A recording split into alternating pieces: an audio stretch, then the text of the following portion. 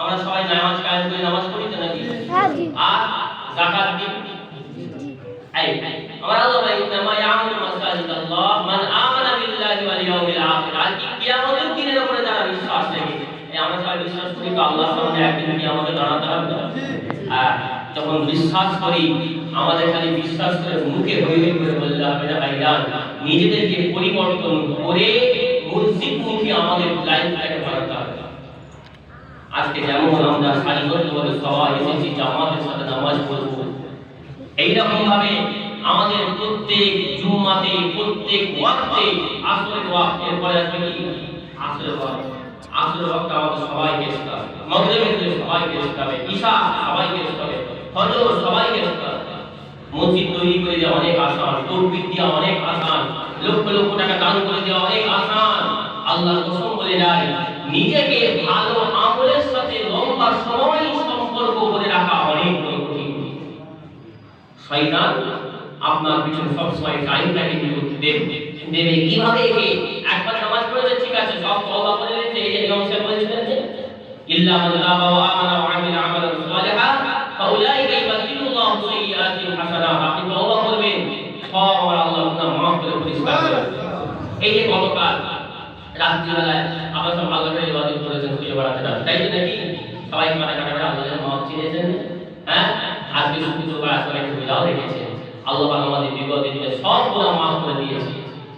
এইবারে আমাদের কাল থেকে পরীক্ষা, কঠিন পরীক্ষা আবার শুরু হয়ে যাবে। কি কাল থেকে যেমন আমরা পূর্বের জীবনগুলো অতিবাহিত করেছি নরমাল ছিল, ওইরকম নরমাল হয়ে যাবে। এইরকম নতুন করে মসজিদ আর আমি আসবো না প্রত্যেকবারে নামাজ পড়ানোর জন্য, বক্তব্য দেওয়ার জন্য, কিন্তু এর বড় আপনাদেরকে মসজিদকে ভালোবেসে ইমাম সাহেবের বক্তব্য শুনে ওয়াজ নসিহত প্রত্যেক সপ্তাহে এসে নতুন কিছু দিনের ব্যাপারে শিখে আপনাকে ঘরে যেতে হবে, এইরকম নিয়ে রাখবেন। বলেন ইনশাআল্লাহ। আচ্ছা, একটা জিনিস শুনে রেখে দেন, রাসূল পাক সাল্লাল্লাহু আলাইহি ওয়াসাল্লাম এই সপ্তাহে একবার কেন জুমা করলেন জানেন? হ্যাঁ, জোহর তো আমরা সদিন করে জোহর, তো এই দিনটা তো জোহর হবে, কিন্তু জুমা কেন? সাহাবায়ে কেরামরা বলতেন আমরা প্রত্যেকটা জুমায় শরীয়তের ব্যাপারে নতুন নতুন জিনিস আমরা জানতাম। জোরে বলেন সুবহানাল্লাহ। ওই জন্য আপনার যে টাইমটা নির্ধারণ করা থাকবে প্রথম আজানে, সেই টাইমের আগে একটু ইমাম সাহেব অনুরোধ করবো আপনারা একটু 10 মিনিট হোক 20 মিনিট হোক একটু দিন শেখানোর ব্যাপারে একটু দায়িত্ব পালন করবেন। খালি সিলসিলা মোজাতে যেমন তৌফিক দিয়ে সিলসিলা বাঁচানো যাবে না, পরিষ্কার কথা। দিনের ব্যাপারে কিছু এলেম আমাদেরকে জানতে হবে। কেন? এখন আমরা ফিতনার জামানায় আমরা পার করছি লাইফটা, আমাদের সময়টা। মুসলমানদের ছেলেরা একটু খেয়াল করে শুনে রেখে দেন, এই আখেরি জামানায় ফিতনার জামানার ব্যাপারে মুসলমান জানিয়ে দিয়েছেন মানুষের ঈমানটা বাঁচিয়ে রাখা, ধরে রাখা অনেক বড় কষ্ট হয়ে যাবে, কিন্তু নিজের হাতে আগুনের আঁকড়া রাখাটা অনেক সহজ হবে। আখেরি জামানায় আমার উম্মত-উম্মাতানিরা ফিতনা থেকে নিজেকে বাঁচিয়ে রাখতে চাইবে, কিন্তু ফিতনার এতটা ক্ষমতা তৈরি হবে ওই ফিতনা থেকে আমার উম্মত নিজেদেরকে বাঁচিয়ে রাখতে পারবে না। যেমন নাকি সূর্যের আলোটা ঘরের মধ্যে যাতে প্রবেশ না করে, এই কারণে আমরা দরজা জানালাগুলোকে লাগিয়ে দিই। দরজা জানালা লাগিয়ে দেওয়ার পরেও ছোট্ট ছোট্ট ছিদ্র দিয়ে যেমন বাইরে থেকে সূর্যের আলোটা ঘরের মধ্যে প্রবেশ করে, আমার রাসূল জানিয়ে দিলেন ঠিক অনুরূপ ভাবে আমার উম্মত ফিতনা থেকে বাঁচতে চাইবে, কিন্তু ওই রকম ছিদ্র দিয়ে যেমন আলো ঘরের মধ্যে অনুপ্রবেশ করে যায়, আমার উম্মত ওই রকম ভাবে ফিতনার মধ্যে নিজে জড়িয়ে পড়বে। সুতরাং এই আখেরি জামানায় ভাইজান আমাদেরকে যদি ঈমানটা ঠিক রাখতে হয়, ফিতনা থেকে যদি বাঁচতে চান ভাইজান, দুটো কাজ করতে হবে। একটা হচ্ছে ইলম শিক্ষা অর্জন শুরু করে দিতে হবে, আর একটা হচ্ছে ভাইজান একজন পীর ওলি আল্লাহ পীর মাশায়েখ ধরে দিতে হবে। আপনার শায়েখ থাকবে, আপনার উস্তাদ থাকবে, সেই পীর যেভাবে আপনাকে গাইড করবে সেইভাবে আপনি চলবেন। আর এই ইলমটা ভাইজান আপনি আমি কিভাবে শিখব? এখন তো প্রতিদিন আমাদের নিজের জীবিকা অর্জনের জন্য আমরা ব্যতিব্যস্ত হয়ে আছি। সকালবেলা উঠে নিজের অফিস চাকরি বাকরি আপনার কাজ বা ব্যবসা বাণিজ্যে চলে যাচ্ছে, একটাই আমাদের সুযোগ আছে ভাইজান, আপনি এই শুক্রবারে হোক বা অন্য কোনো একটা টাইমে হোক একটা সময় আপনি নির্ধারণ করেন, যে সময়টা আপনারা সবাই মসজিদের মধ্যে এসে যদি দিনটা শিখবেন। নামাজের ফরজ কি? রোজার ফরজ কি, রোজা কি কি কারণে ভাঙে, নামাজ কি কি কারণে ওযু ভেঙে যায়, কেমন করে নামাজ পড়বো, নামাজের দোয়াটা কি।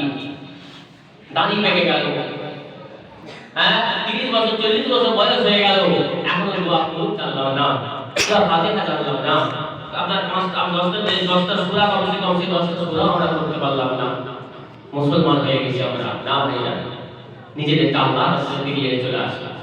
তাই বলে ভাইজান একটু খেয়াল করে শুনে রেখে দেন, আমার আল্লাহ পাক পরবর্তীকাল বেরিয়ে রাব্বিল আলামিন কুরআনুল কারীমের মধ্যে ইরশাদ করে দিয়েছেন, ومن أعرض عن ذكري فإن له معيشة ضنكا ونحشره يوم القيامة أعمى قال رب لم حشرتني أعمى وقد كنت بصيرا قال كذلك أتتك آياتنا فنسيتها وكذلك اليوم تنسى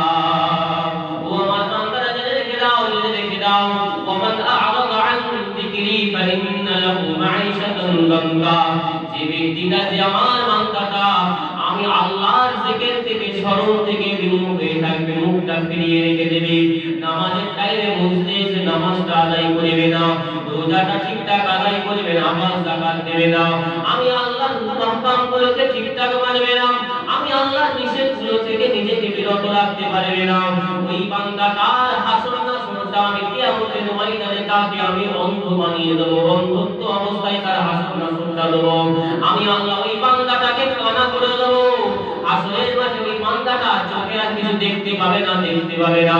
বলা রব্বি মা হাসারতানি আ'মা ওয়া ক্বাদ কুনতু বাসীরা, এই আসলের মাঝে ওই বান্দাগুলো আল্লাহকে বলতে থাকবে, ওগো আল্লাহ, ওগো আল্লাহ, আজকে আমাদের তো দুনিয়ায় চোখ ছিল, ভালো চোখ ছিল, ভালো চোখ ছিল, আমরা দুনিয়ায় আমরা সবই দেখতাম, দেখেছিলাম, ওগো আল্লাহ আসলের ময়দানে আমাদেরকে কেন কানা করে দিয়েছো, অন্ধ করে দিয়েছো।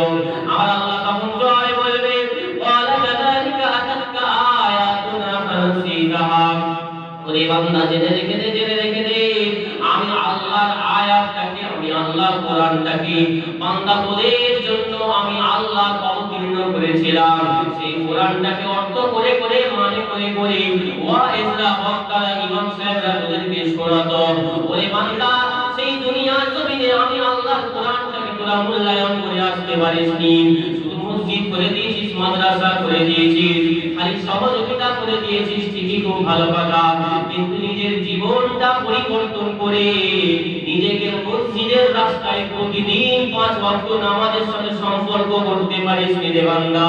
ওরে বান্দা দুনিয়ায় কি আমি আল্লাহর আয়াতটাকে ভুলে গিয়েছিস, আমি আল্লাহর হুকুমটাকে ভুলে গিয়েছিস, ওরে বান্দা তাই আমি আল্লাহ তোদেরকে অন্ধ বানিয়ে দিয়েছি, আর হাসরের মাঠে তোদেরকেও আমি আল্লাহ ভুলে গিয়েছি।